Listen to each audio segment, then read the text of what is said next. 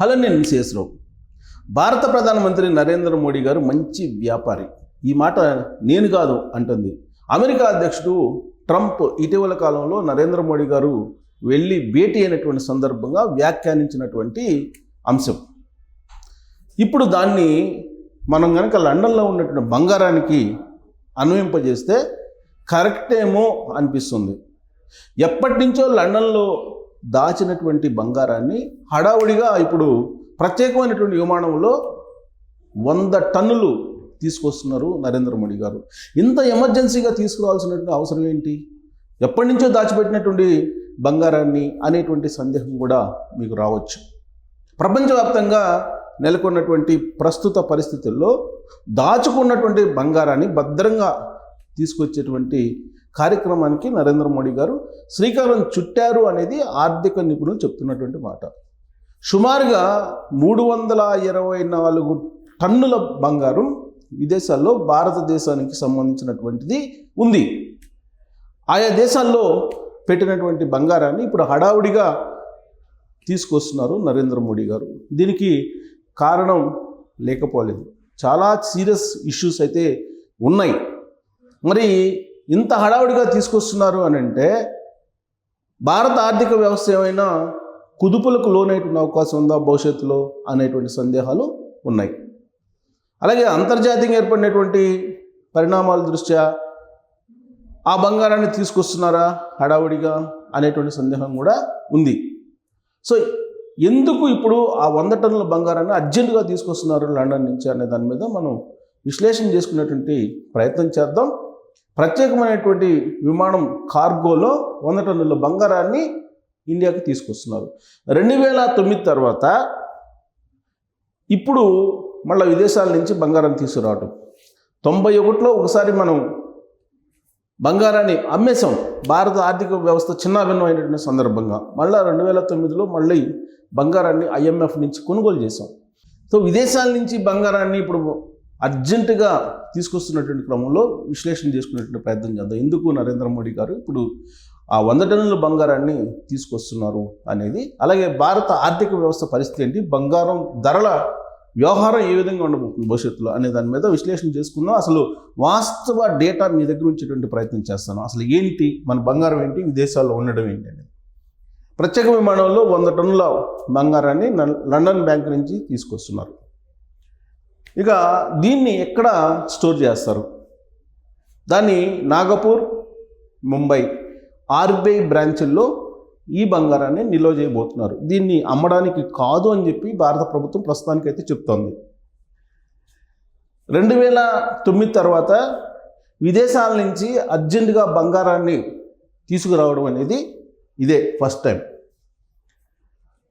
జనరల్గా ఏంటంటే ఏ దేశమైనా, ప్రపంచంలో ఉండేటువంటి ఏ దేశమైనా సరే గోల్డ్ని దాచుకుంటూ ఉంటారు. ఏ విధంగా అయితే మనం పర్సనల్గా కుటుంబాల్లో బంగారాన్ని దాచుకుంటామో, ఒక దేశానికి సంబంధించినటువంటి ఆర్థిక వ్యవస్థను స్థిరంగా ఉంచుకునేదానికి బంగారాన్ని సేవ్ చేసుకుంటారు, వాళ్ళు బ్యాంకులో నిల్వ చేసుకుంటారు. అలా నిల్వ చేసుకోవడానికి, భద్రత ఇవ్వడానికి మంచి బ్యాంకులు ఏమున్నాయంటే అమెరికాలో ఉండేటువంటి బ్యాంకులు, అలాగే లండన్లో ఉండేటువంటి బ్యాంకు. ఈ 2 చోట్ల ప్రపంచంలో ఉండే అన్ని దేశాలు బంగారాన్ని నిల్వ చేస్తూ ఉంటాయి, అక్కడ సేఫ్ అని చెప్పి. ప్రస్తుతం RBI వద్ద ఎంత బంగారం ఉంది అంటే 822 టన్నులు సుమారుగా ఉంది అని చెప్పి అంచనా వేస్తున్నారు. ఇది వరల్డ్ బ్యాంకు సంబంధించి 17% ఇలా వాటా 17% మేరకు ఉంది, కొనుగోలు చేశారనేది. అంటే బంగారాన్ని కొనుగోలు చేసేటువంటి దేశాల్లో భారతదేశం ఒక రకంగా చెప్పాలంటే 3-4 ప్లేస్లో ఉంటుంది. ఇక సగానికి పైగా ఇతర దేశాల్లో RBI నిల్వలు ఉన్నాయి. 822 టన్నుల బంగారం ఉంటే దీంట్లో సగానికి పైగా ఇతర దేశాల్లోనే సేవ్ చేసి పెట్టి ఉంది, బ్యాంకులు నిల్వ చేసి పెట్టి ఉంది భారతదేశం. ఇంగ్లాండ్ బ్యాంకుల్లో 4 లక్షల బార్స్ బంగారం ఉంది, ఆ నిల్వ చేసి ఉంది ఇంగ్లాండ్ బ్యాంకు.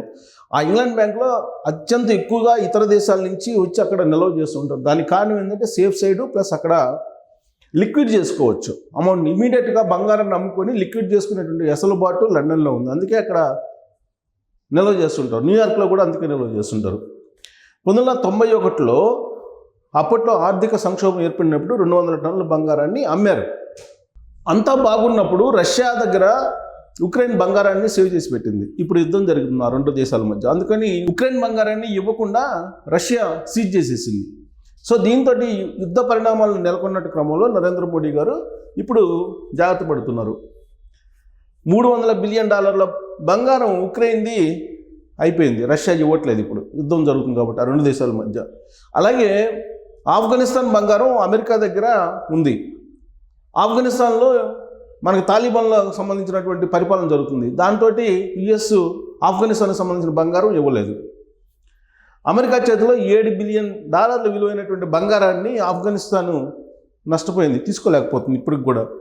అది యాక్చువల్గా $9.5 బిలియన్ విలువ చేసేటువంటి బంగారాన్ని అమెరికాలో పెడితే కొంత తీసుకొచ్చుకుంటే ఇంకా $7 బిలియన్ విలువైనటువంటి గోల్డ్ అక్కడే ఉంది. ఇప్పుడు తాలిబాన్లకు అమెరికా ఇచ్చేటువంటి పరిస్థితి లేదు, ఎందుకంటే ఆ రెండు దేశాల మధ్య స్నేహభావం లేదు కాబట్టి. సో తాలిబాన్లు అక్కడ ఉన్నారు కాబట్టి. ఇక భారత ఫారిన్ రిజర్వ్ ఎంత ఉందంటే $464 బిలియన్ ఉంది. ఇది 11 నెలలకు సరిపడా మన దిగుమతులు చేసుకునేదానికి సరిపోతుంది. అందుకే ఇప్పుడు IMF నుంచి గతంలో మనం 200 టన్నులు కొనుగోలు చేశాము. దీని విలువ $6.7 బిలియన్ అప్పట్లో కొనుగోలు చేసినప్పుడు. విదేశాల్లో మొత్తం వచ్చేసి 324 టన్నులు భారత్ బంగారం ఉంది. లండన్లోనేమో అప్పుడు 100 టన్నుల బంగారాన్ని తీసుకొస్తున్నారు. మరి మిగతా బంగారం ఏమైపోయినట్టు అని అడగచ్చు మీరు. 224 టన్నుల బంగారం అది లండన్ బ్యాంకు ఇంటర్నేషనల్ సెటిల్మెంట్స్లో నిల్వ ఉంది. సో లండన్ బ్యాంక్ నుంచి తీసుకొస్తున్నారు, ఇంకా ఇంటర్నేషనల్ సెటిల్మెంట్స్ బ్యాంక్లో ఉందన్నమాట. దాన్ని కూడా తీసుకొచ్చే ప్రయత్నం చేస్తున్నారు. కాకపోతే ఏంటంటే ఇప్పుడు భారతదేశంలో ఉండేటువంటి పరిస్థితులు, ఆర్థికంగా స్థిరత్వం ఏర్పడాలి. అంతర్జాతీయంగా ఏర్పడుతున్నటువంటి పరిణామాలు, వాణిజ్యం, ట్రేడ్ వారు ఇవన్నీ జరుగుతున్నాయి. ఈ నేపథ్యంలో భారత ఆర్థిక వ్యవస్థ స్థిరంగా ఉండాలంటే బంగారం నిల్వలు ఎక్కువగా ఉండాలి. దానికి సరిపడా కరెన్సీ ముద్రించుకోవచ్చు. ఇప్పుడు తాజాగా RBI తీసుకున్నటువంటి నిర్ణయం ఏంటంటే భారత్లో ఉండేటువంటి బ్యాంకులకి 1,90,000 కోట్ల కరెన్సీని అందించడానికి ప్రయత్నం చేస్తుంది. ఎందుకు చేస్తుంది అని అంటే బ్యాంకుల దగ్గర డబ్బులు ఉంటే కనుక ఈజీగా లోన్స్ ఇచ్చేయచ్చు. లోన్స్ విడుదల చేస్తే కనుక ఇమీడియట్గా పారిశ్రామికీకరణ లేదంటే అభివృద్ధికి బాటలు వేయచ్చు అనేటువంటి ఉద్దేశంతో మరి 1,90,000 కోట్ల కరెన్సీని ముద్రించాలంటే RBI దగ్గర ఉన్నటువంటి నిల్వలు కూడా చూపించాలి. సో అందుకని RBI బహుశా నేను అనుకోవటం 100 టన్నుల బంగారాన్ని ఇమీడియట్గా లండన్ నుంచి తీసుకొస్తున్నట్టు మనం భావించడానికి అవకాశం ఉంది. ఇంకోటి ఏంటంటే లండన్లో కనుక లేదా న్యూయార్క్లో కనుక నిల్వ చేస్తే బంగారం ఊరికనే నిల్వ చేసుకోరు, వాళ్ళు ఛార్జ్ చేస్తారు. ఆ భారం కూడా ఎక్కువ అవుతుంది భారతదేశానికి. అందుకే భారతదేశం విదేశాల్లో నిల్వ చేసుకున్నటువంటి బంగారాన్ని ఇమీడియట్గా 100 టన్నులు తీసుకొచ్చింది, మిగతాది కూడా తీసుకొచ్చడానికి ప్రయత్నం చేస్తుంది. ఇదంతా ఎందుకు చేస్తున్నారంటే భారత ఆర్థిక వ్యవస్థ సంక్షోభంలోకి వెళ్లకుండా చేస్తున్నారు. పైగా ప్రపంచవ్యాప్తంగా నెలకొన్నటువంటి పరిస్థితులు సాధారణంగా ఏంటంటే మనం డబ్బులు ఇస్తే వాళ్ళతో స్నేహభావంగా ఉన్నంతకాలం బాగానే ఉంటుంది. స్నేహభావం పోయినప్పుడు వాళ్ళు డబ్బులు ఇచ్చేటువంటి పరిస్థితి ఉండదు. అంతేకాకుండా మనం ఎక్కడైనా తాకట్టు పెట్టడమో లేదంటే నిల్వ చేయడము డిపాజిట్ చేయడం జరిగితే నమ్మకమైనటువంటి బ్యాంకులోనో నమ్మకమైనటువంటి ప్రాంతాల్లోనో నమ్మకమైనటువంటి వ్యక్తిగా ఇస్తూ ఉంటాం.